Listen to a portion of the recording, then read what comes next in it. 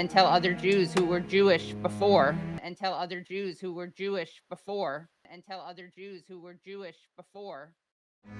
Adam Broomberg, who I've had on my show, the artist, right, who's the son of Holocaust survivors, also had an exhibit canceled by a czar of anti-Semitism, Stefan something, who is Jewish but converted. And I'm like, you know, you can't just do that, become a Jew as a German and tell other Jews who were Jewish before, you know, didn't have a choice whether or not to be Jewish because their families were Jews who were killed.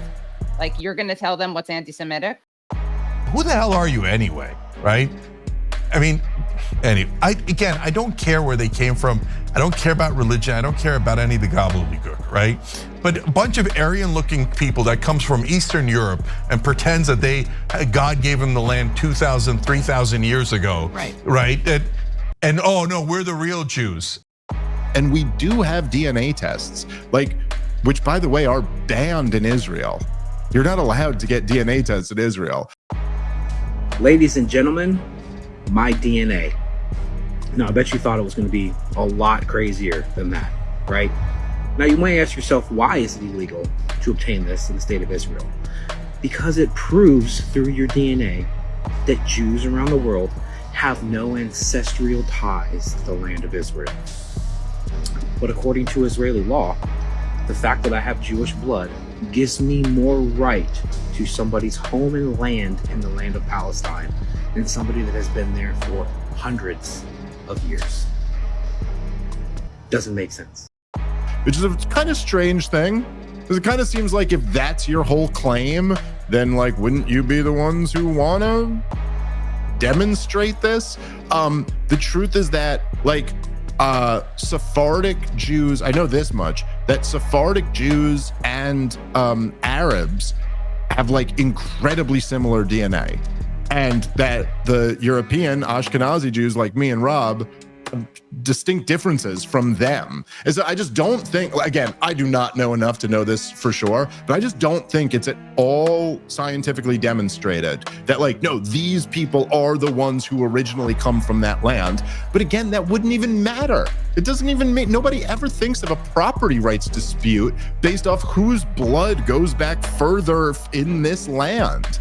It just would never be the case that like, if you were arguing over, you know, like I was cutting down a tree on my neighbor's property or something like that, we would go to the property deeds and the blueprints and the property lines and the where. No one would go like, he's got some Native American blood in him, and so his people go back hundreds of years before my people were here. It wouldn't matter if you just stepped foot on the country the first day. It's like, who owns the property?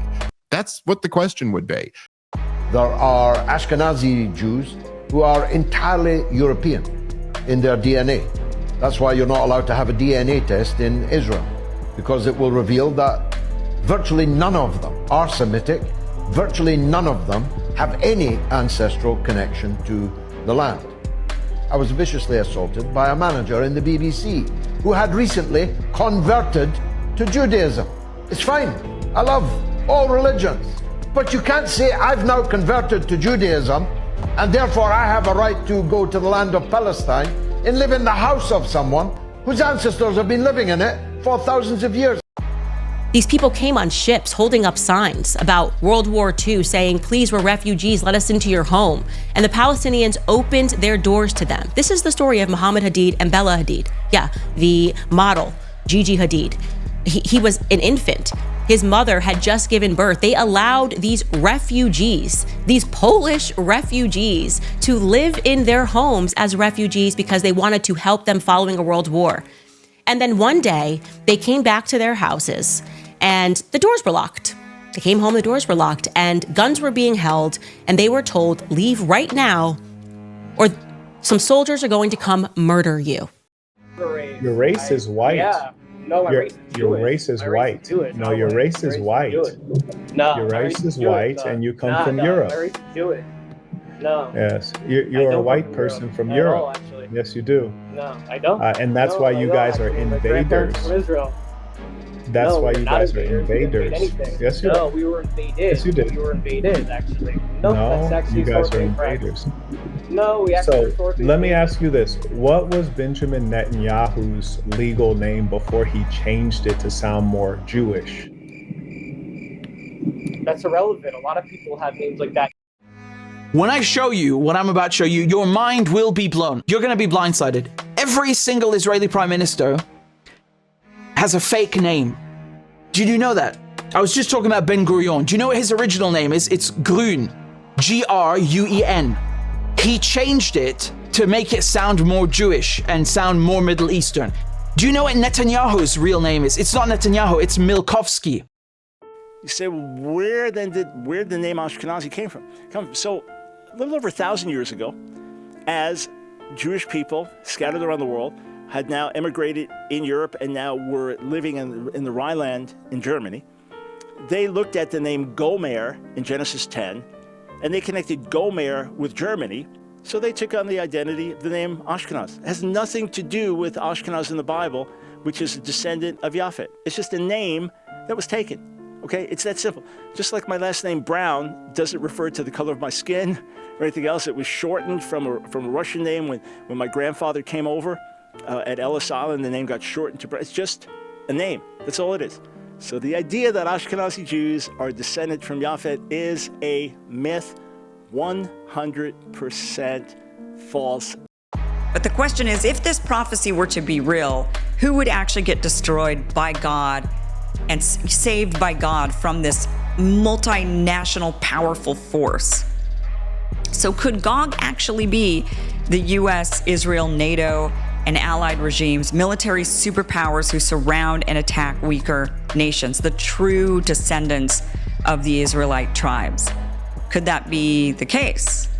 And that is something that evangelicals, Christians don't think about. They don't critically think about, wait a minute, what makes you think these people who show up and call themselves Jews or call themselves the descendants of Abraham, Isaac, and Jacob, what makes you think they actually are? I mean, anyone can make these claims. Without getting too semantic, or at the risk of getting too semantic, does it matter that the Jews are not Semites, or does this phrase anti-Semitism just means hatred for the Jewish people? They're Ashkenazi, they're Eastern European Jews. What's your thoughts? Please be respectful with your comments. Also, please click the like, click the notification bell, and subscribe to this channel. Listen, Genesis chapter 11 verse 10 explains the genealogy of Shem. Shem was a black man in Africa. If you repeat this back, Genesis 14 verse 13, Abraham steps on the scene.